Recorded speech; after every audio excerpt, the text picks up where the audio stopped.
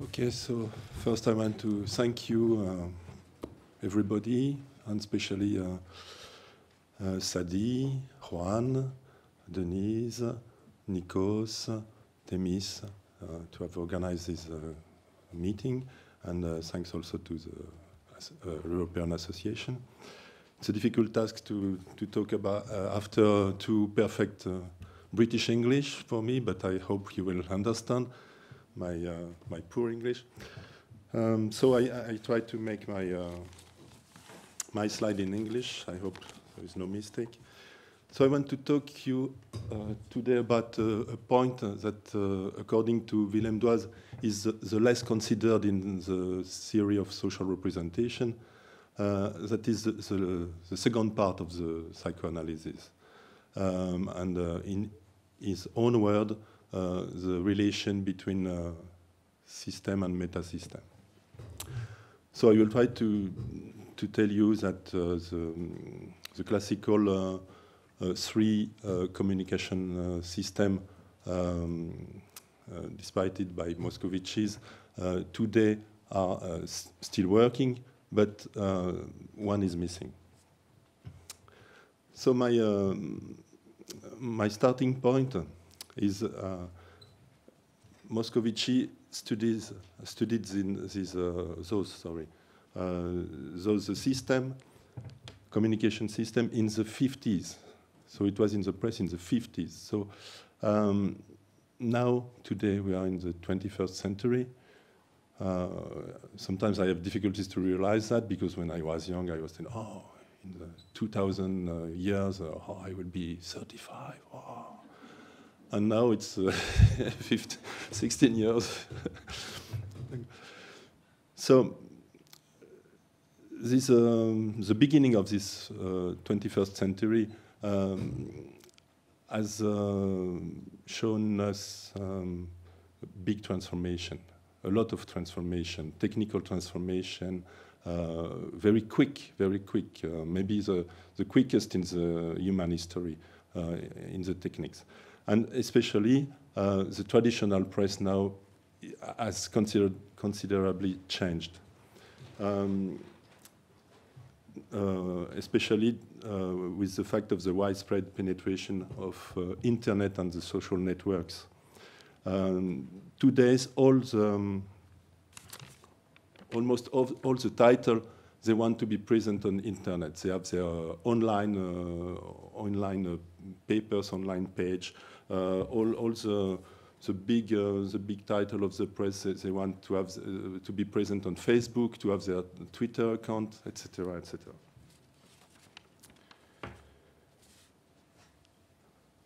So Moscovici in 1995 has already think about this change. He wrote a paper and he was talking about cyber representation for this new form of representation on internet. But he didn't go far enough to think about a relation between system and meta-system in this paper. It was a short paper, and it was not especially focused on the cyber representation. So today, I think we need for a new communication system, even if we can find the three classical systems still on internet. They are still present. For instance, Andrea told us a good example yesterday. We have still propaganda on internet. So what could be this new communication system? 3 years ago, in a paper with Fabio Lorenzi-Cioldi, I told it was similar to rumor, but today I think it's not the case. There are similarities with rumor. The gradual transmission, for instance, from a part to another part. Usually, the information we coach is coming from closed sources, from membership or reference group. And we can find some link, some bond between rumor and social representation. For instance, the classical processes of leveling and sharpening, we can find them in objectification process in social representation. And anchorage in social representation is close to the assimilation process investigating the research on rumor. But it means that rumor is not specific to a single communication system. Rumor can be found in all social representation. And there is a difference between this new meta system and the rumor.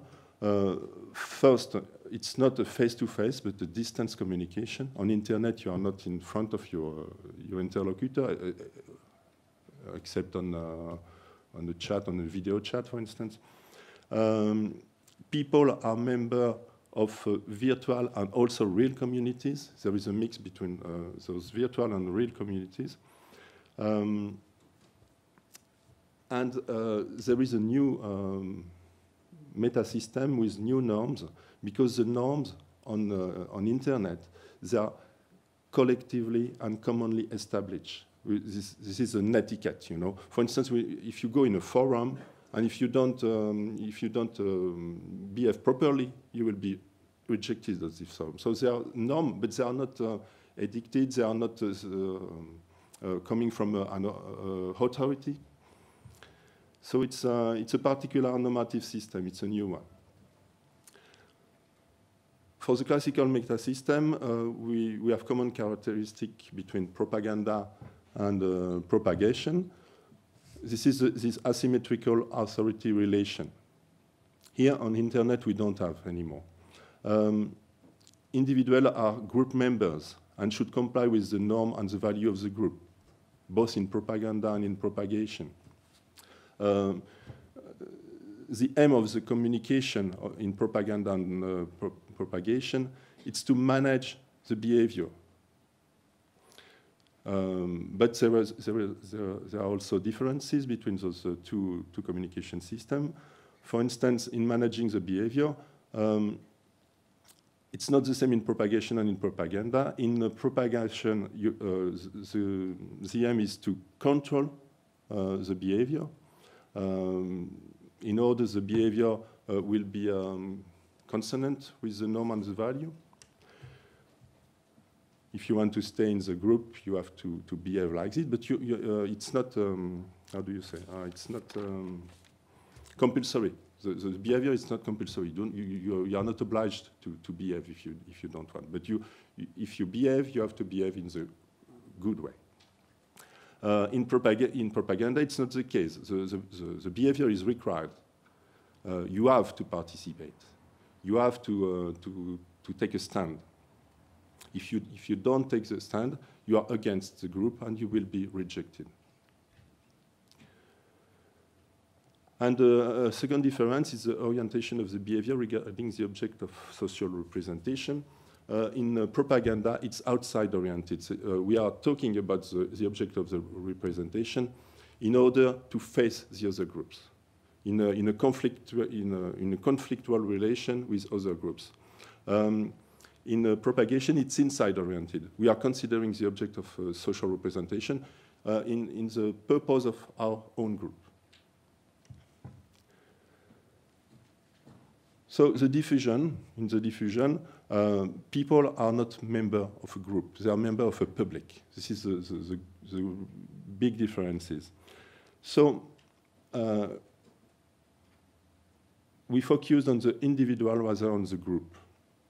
The relations are quite symmetrical, even if there is sometimes a hidden authority because you have the access to the information of the source.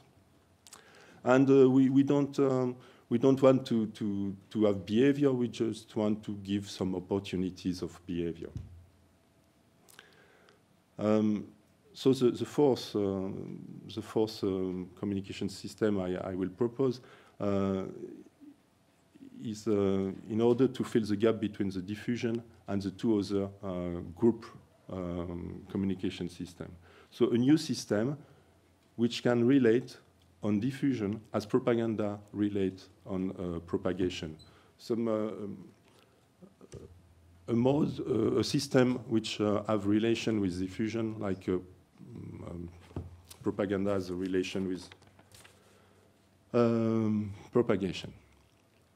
So I've called it effusion because Estelle Masson told me, oh, you have to find a good name in order to fit with the classical taxonomy. So I went, and it was not. It was difficult, but effusion, it seems it's good because you have the idea of a fluid in effusion.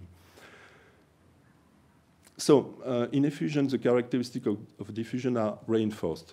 Membership of a community, not a public. So it will increase the individuality. You have, in this new mode, real symmetrical relation. The authority is completely absent in this mode. People have the same access to knowledge. They are supposed to have the same access to knowledge. They are supposed to be equivalent. And a big difference is the behavior is expected, is required. On internet, you are going on internet just to behave, to click, to give your your stand. So it's an other-oriented behavior. It's required because it's important to create and to maintain relation, and to contribute to the networks and to perpetuate those networks. So participation is required as it is in propaganda. So if we try to link, to make an analogy with the classical diffusion is pointing to opinion, propagation is pointing to attitude, and propaganda is pointing to stereotype. Here, I think effusion will point not to opinion, but to judgment. You don't have to just to have your opinion in your mind, but you have to give it, to judge, to stand a point in front of the other, to give advice, etc. So this is a classical, difference, comparison of the three media communication made by Moscovici in '61. So according to different dimensions, the cognitive structure pointed, the message is the structuring, the social model behind, the relation between the source and the receivers, the aimed impact on the behavior, and the relation with communication. So we see what I have tried to explain you in the last two columns, propagation and propaganda. So difference between attitude and stereotypes. Both are organized in system, but the difference of propaganda, this system is binary. It's you are against or pro. Both have guiding line which are laid down with normative requirement. The propaganda, the difference is these guiding lines are repeated very often. The link of authority is clear and univocal. And the difference on behavior, in propagation, we just want to control the behavior, and in propaganda, we want to produce a reactive behavior, so like an automatism. Both are necessary. In propagation, this is only implicit. In propaganda, this is explicit. So the difference with diffusion, it's optative and local. We just want to create opportunities of behavior. The link of authority is not here or just hidden, vague. And the model, the social model behind, is autonomy and mobility of the people within the public. and the messages are not structured. So if we add a fourth column, the second here, we can compare. So the difference is with diffusion is we are on judgment, not anymore on opinion. The same, the messages are not organized in systems. There is discontinuity, no order. But the difference is you have a profusion of message. You have a profusion of information. And another essential point is there is photographs on the internet. It's not a picture. It's more it's photograph. It's not a drawing. It's you have some, but the main visual point are photographs. The model behind it's not autonomy and mobility, but it's sharing out. You have to share with other people on the community, and the individuality is accentuated, and you are online. This is another mode of social model. The relations are symmetrical relation, and a reactive behavior is expected. Sorry. This behavior is an evaluation, a judgment, advice, etc. To give a stand, to stand a point, and this is necessary. This is widespread because when you give your judgment is for all over the world, even until the antipode. I was thinking, is it explicit or implicit, this behavior? It is explicit, because you have a lot of pages on the internet where you have to give your advice. You have to evaluate something. You have to give a note. You have to react. Are you agree, disagree, etc.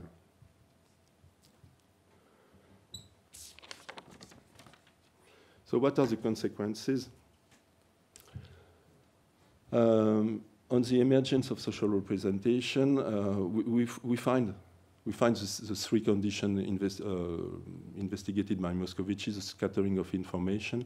It is here in this communication mode.